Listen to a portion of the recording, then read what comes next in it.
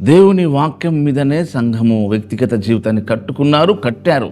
అద్భుతాలు, ఆశ్చర్యకార్యాలు, ప్రవచనాలు, దయ్యాలు వెళ్ళగొట్టడము, సూచక్రియలు, వీటి మీద సంఘము నిలవదు. ఇవన్నీ సేవలో ఒక భాగం, కానీ అది మాత్రమే సేవ కాదు. ఇది గమనించండి భక్త జనాంగం.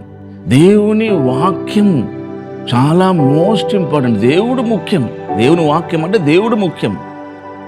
దేవుడు ఇవన్నీ చేసుకుంటాడు, చేపిస్తాడు.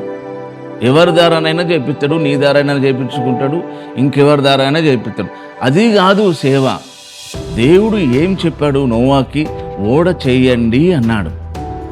ఆయన ఏం చెప్పాడో అలాగునే చేశాడు.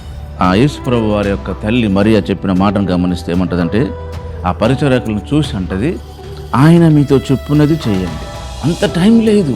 ఆయన చెప్పేంత వరకు వేచి ఉండేంత టైం లేదు. మళ్ళీ ఆయన చెప్పేది ఒకటి, మనకున్న సిచ్యువేషన్స్ అంతా ఒకటి. ఈ రోజున అదేమీ లేదు.